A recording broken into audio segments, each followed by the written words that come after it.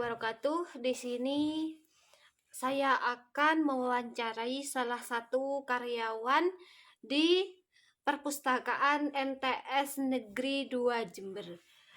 Saya akan mewawancarai seputar pengelolaan atau manajemen perpustakaan di MTS 2 Jember. Jangan lupa simak videonya. Assalamualaikum warahmatullahi wabarakatuh, Bapak. Waalaikumsalam warahmatullahi wabarakatuh. Ini saya izin bertanya Bapak seputar pengelolaan perpustakaan di MTS 2 Jember. Yang pertama, bagaimana Bapak sistem pengelolaan perpustakaan di MTS 2 Jember ini?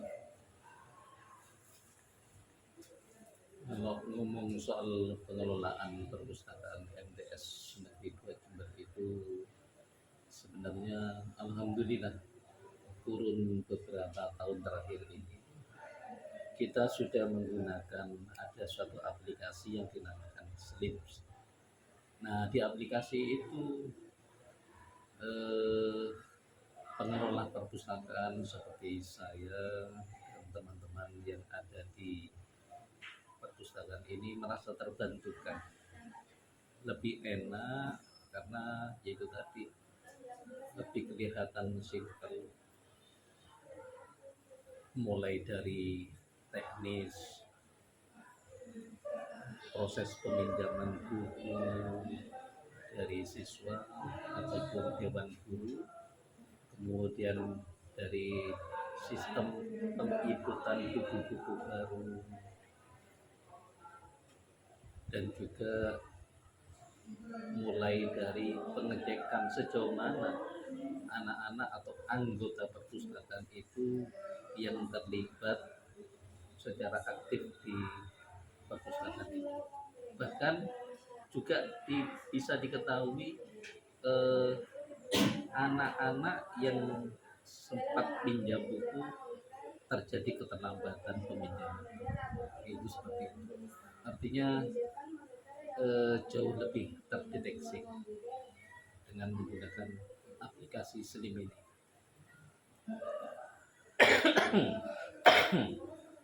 Pertanyaan yang kedua, Bapak, bagaimana upaya agar dapat memaksimalkan pemanfaatan pengelolaan perpustakaan sebagai sumber belajar? Itu yang sebenarnya menjadikan persoalan, baik itu di sekolahan salah satu dengan termasuk yang di MTS Negeri 2 Jember ini. Kenapa? Karena kategori minat baca di Indonesia itu kan kecil. Artinya boleh dikatakan persentasenya lemah sekali.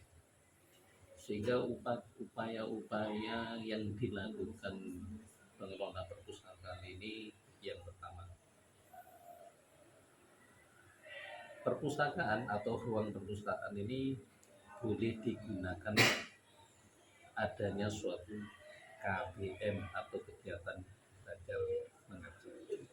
Jadi guru mempunyai kesempatan bersama anak-anak mengajar di ruang perpustakaan ini, sehingga sedikit banyak mereka yang dilibatkan untuk masuk ke ruang perpustakaan ini mengetahui, oh di perpustakaan ini ternyata ada buku-buku selain buku pelajaran, ada novel, ada komik, dan lain sebagainya, yang notabene juga mungkin menjadikan sarana buku yang digemari orang-orang. Oh, ada komik juga. Dari sering aktivitas kegiatan belajar mengajar di perpustakaan ini, sering muncul pertanyaan dari anak-anak sendiri. Pak punya komik ini, Pak punya novel yang ini. Sehingga ini bahan menjadi pertimbangan kami untuk mau melakukan tindakan berikutnya. Bisa dikatakan saya dan teman-teman perpustakaan di sini ini untuk menampung dan melakukan tindakan pembelian. Terus nomor 2, ada apresiasi. Apresiasi ini diberikan tentunya disosialisasikan dulu lewat wali kelas masing-masing, baik kelas 7 sampai di kelas 9. ada kesempatan anak yang paling rajin hadir atau mengunjungi perpustakaan, kemudian aktif, bukan hanya mengunjungi perpustakaan. Kalau cuma mengunjungi perpustakaan, hampir dikatakan anak-anak banyak sekali yang dijadikan persoalan mengunjungi perpustakaan sambil melakukan suatu tindakan membaca buku. Ini yang kita pengurus perpustakaan ini memberikan suatu apresiasi. Ada hadiahnya. Jadi kita diberikan setiap 1 bulan sekali anak-anak itu yang rajin membaca baik kelas 7, kelas 8, dan kelas 9 diambil 10 untuk dilakukan suatu apresiasi berupa hadiah. Tapi hadiahnya mungkin tidak sesuai dengan harapan, tapi setidaknya sudah memberikan apresiasi sebagai gambaran motivasi untuk anak-anak bisa aktif. Terus nomor 3, sebelum ke langkah berikutnya, dari apresiasi ini ternyata berimbas. Anak itu yang mula-mula tidak pernah datang ke perpustakaan pengen dan penasaran tuh hadiah apa yang diberikan oleh perpustakaan atau sekolah, sehingga ada keseimbangan yang mereka juga mendatangi perpustakaan. Nah, terus yang selanjutnya nomor 3 saya katakan tadi, upaya yang ketiga, di teras perpustakaan ini dibuat ada sudut baca. Sudut baca ini yang juga mewarnai, selain di dalam perpustakaan mungkin kalau sekilas terlihat kurang begitu rapi, diperhatikan, dilihat, kita juga menciptakan yang sekiranya ada suatu keseimbangan yang sudah kelihatan modern. Makanya di luar itu juga adanya sudut. Efektif sekali, meskipun ketika di sudut baca itu kadang-kala dibuat untuk anak-anak membaca, baik itu ketika istirahat, juga ada kalanya digunakan untuk bermain, dalam arti ada yang nyanyi-nyanyi di sana. Tapi bagi kami itu suatu hal atau kegiatan yang luar biasa. Setidaknya mereka sudah mengenal lingkungan di perpustakaan. Itu target minimal kami. Pertanyaan selanjutnya, Bapak, apa saja layanan yang disediakan oleh perpustakaan sekolah? Ya, ingat kepada pelayanan perpustakaan. Sebagai tujuan perpustakaan sebenarnya yaitu tadi memberikan pelayanan secara luar biasa kepada anggota perpustakaan. Yang jadi pertanyaan, siapa anggota perpustakaan? Tentunya yang keluarga besar yang ada di lingkungan sekolah tersebut. Ada dewan guru, ada karyawan, dan juga semua siswa baik kelas 7, 8, dan 9 tanpa terkecuali. Kita memberikan pelayanan banyak hal, selain memberikan kesempatan kepada dewan guru dan karyawan melakukan suatu kegiatan aktivitas belajar atau KBM di ruang perpustakaan. Terus nomor 2, juga memberikan suatu peminjaman buku yang dipunyai oleh perpustakaan MTS 2 ini. Apa saja buku tersebut? Ada buku mata pelajaran, ada buku novel, ada komik, ada buku tentang keislaman, kemudian juga yang paling kecil ada koran, ada surat kabar. Kemudian juga ada buku-buku yang lain yang memberikan suatu kegiatan penunjangan di sekolah seperti Al-Quran juga. Kita memberikan pelayanan peminjaman buku tersebut. Tentunya peminjaman buku tersebut ini ada batas waktu. Dengan harapan setiap anak melakukan suatu transaksi peminjaman buku, kita sebagai petugas perpustakaan mesti memberikan suatu himbauan hati-hati, ini waktunya berjangka 1 minggu, jangan sampai terlambat supaya tidak kena denda dan lain sebagainya, supaya tidak hilang tidak dan lain sebagainya. Ini yang kita lakukan sebagai bentuk pelayanan. Bukan hanya itu sebenarnya, ada kalanya anak-anak itu juga sering melakukan suatu tindakan sharing. Ini sebenarnya di luar kegiatan perpustakaan. Hanya saja di sini petugas perpustakaan ini memiliki latar belakang disiplin ilmu yang bisa didengar. Seperti saya sendiri ini adalah sarjana matematika, yang membantu saya ini ada jurusan IPA, sehingga anak-anak ini ketika mempunyai persoalan, mungkin ada tugas atau mungkin setelah diselesaikan dijelaskan oleh gurunya dia tidak lupa dan sudah tidak tahu, sehingga sedikit banyak saya dan teman petugas ini bisa memberikan pelayanan, bisa membantu anak seperti itu. Kurang lebih ini yang sejauh ini dilakukan oleh perpustakaan MTS 2. Pertanyaan selanjutnya, Pak. Kendala apa saja yang muncul dan cara mengatasinya Bapak sebagai pengelola perpustakaan sekolah? Kalau ngomong soal kendala, setiap langkah pasti ada kendala. Dimanapun, baik itu sifatnya secara manual yang dilakukan ataupun secara online yang menggunakan screen tersebut, itu sebenarnya juga ada kendala. Oh iya, ingat kepada pelayanan tadi, pada saat kita memberikan pelayanan peminjaman buku itu ada yang kategori buku bisa digunakan selama 1 tahun. Jadi selama dia kelas 7, dia pinjam buku yang dibutuhkan. Artinya kita memberikan suatu catatan kepada mereka yang pinjam, anak-anak ataupun dewan guru. Kita mencatat secara manual dengan menggunakan Excel biasa.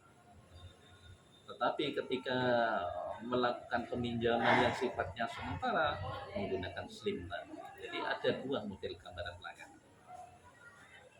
Nah, terkait dengan masalah kendala apa saja, nah ini kalau menggunakan Slim, kendalanya kadang-kadang muncul ada beberapa anggota atau anak-anak ini yang tidak jujur. Kadang-kadang dia itu pinjam buku perpustakaan, mengembalikannya tanpa konfirmasi. Maksudnya tanpa konfirmasi, tidak memberitahu kepada petugas perpustakaan. Tiba-tiba buku yang sudah dipinjam itu langsung ditaruh di tempatnya, karena hampir semua anak itu mengetahui tempat bukunya itu diletakkan di mana, sehingga gampang sekali dia pinjam buku, mengembalikannya juga langsung. Nah, itu langkah yang keliru, sehingga ketika suatu saat anak itu pinjam lagi, ketahuan di situ bahwa anak tersebut belum mengembalikan buku. Ketika anak itu bilang, "Oh, saya sudah mengembalikan, Pak." "Loh iya, ditaruh di mana bukunya?" "Langsung saya taruh ke sana." "Loh, kok gak konfirmasi dulu?" "Kalau nggak konfirmasi dulu, ini datanya kamu masih tercantum ada peminjaman buku." Terus solusinya bagaimana ketika itu terjadi? Cari bukunya sesuai dengan barcode yang sudah ditetapkan pada saat dia terdata pinjam buku. Kan setiap buku pasti ada barcode-nya. Ketemu, cari buku, karena bukunya banyak, Al-Quran juga banyak. Cari Al-Quran yang barcode-nya, kodenya B011234 misalkan seperti itu. Dicari sama dia. Ketika di situ ditemukan bukunya atau Al-Qurannya, berarti anak itu memang sudah mengembalikan. Ya, jadi persoalan kalau tidak mengembalikan, tak tapi mengakui dia mengembalikan yang tidak jujurnya di situ, itu akan ketahuan. Sehingga konsekuensinya bagaimana cara mengatasi anak yang tidak jujur tersebut. Pokoknya bukunya kalau tidak ditemukan, berarti solusinya dia harus mengganti sebanyak buku yang dia pinjam. Terus bukunya bagaimana? Saya pasti menganjurkan cari buku bukan harus baru, tetapi cari di lowaan. Mana lowaan Pak? Misalkan muncul pertanyaan itu, di dekatnya matahari, di belakangnya di situ ada toko buku. Cari sudah yang murah, yang mirip kayak begini. Mirip dalam arti meskipun tidak baru, nggak apa-apa. Ini solusinya yang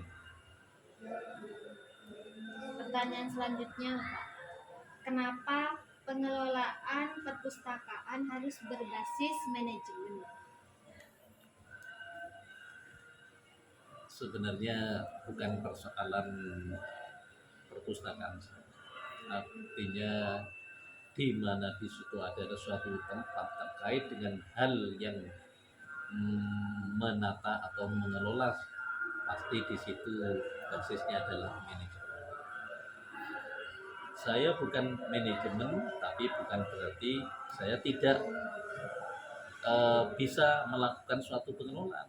Tapi bagaimana saya supaya ikut terlibat, bahkan belajar untuk melakukan suatu tindakan pengelolaan yang notabene basicnya adalah manajemen. Jadi manajemen itu memang penting sekali karena di situ adalah suatu langkah untuk melakukan suatu tindakan yang sekiranya dianggap bisa memajukan perpustakaan tersebut. Makanya ada kalanya saya dengan petugas perpustakaan yang lainnya sering sharing, ngomong-ngomong soal enaknya perpustakaan ini diapakan. Soalnya lari lagi terkait dengan masalah pelayanan. Sehingga upaya-upaya yang bagus, yang jauh lebih baik itu selalu kami lakukan. Perkara Dewan Guru yang lain mengetahui ataupun tidak, yang jelas kami melakukan hal seperti itu. Bukan hanya itu, ketika muncul adanya suatu keterlambatan buku saja, saya mesti koordinasi dengan wali kelas yang ada. Ini tidak lepas daripada bagian daripada basic manajemen, sehingga langkah-langkah yang bisa lebih baik untuk pengelolaan perpustakaan ini saya yakin ini adalah suatu basic manajemen ini. Hanya beberapa waktu yang lalu ketika MTS 2 ini kehadiran ada mahasiswi, insya Allah 6 mahasiswi dari Winhas Jember, program MPI. Saya sempat bertanya apa MPI itu, dia jawab manajemen pendidikan Islam. Berarti ngomong soal manajemen, ternyata dia mempunyai pengalaman terkait dengan masalah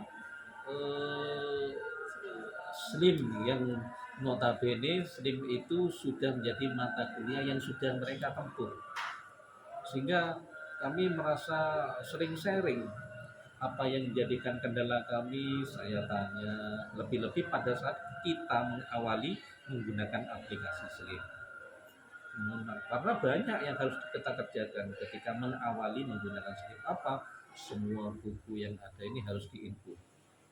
Semua anggota perpustakaan mulai dewan guru, karyawan, termasuk semua siswa kelas 7, 8, dan 9 ini juga harus diinput.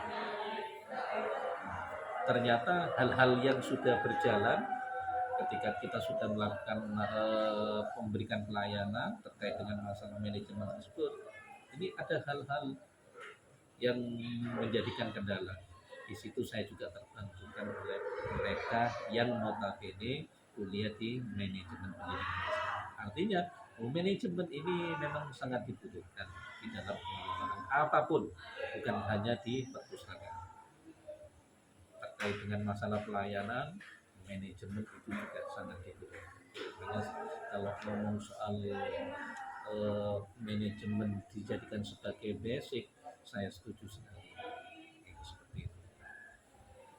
Mungkin itu dulu Bapak pertanyaan dari saya. Kurang lebihnya mohon maaf. Wassalamualaikum warahmatullahi wabarakatuh. Terima kasih banyak. Sebelum saya diakhiri, mudah-mudahan apa yang saya jawab atas beberapa pertanyaan tadi ini bisa bermanfaat. Mungkin suatu ketika mempunyai kesempatan yang sama. Apa? Adanya suatu keterlibatan dalam pengelolaan perpustakaan. Bisa jadi apa yang menjadikan buah pengalaman yang sudah saya lakukan ini bisa ditransfer, bisa dilakukan di lembaga-lembaga yang lain. Saya kira itu. Sekali lagi, kurang lebihnya saya mohon maaf atas apa yang sudah saya sampaikan. Assalamualaikum warahmatullahi wabarakatuh. Jadi di sini dapat disimpulkan ya bahwa di MTS 2 Jember itu menggunakan aplikasi Slim, yakni di sana itu menggunakan digital.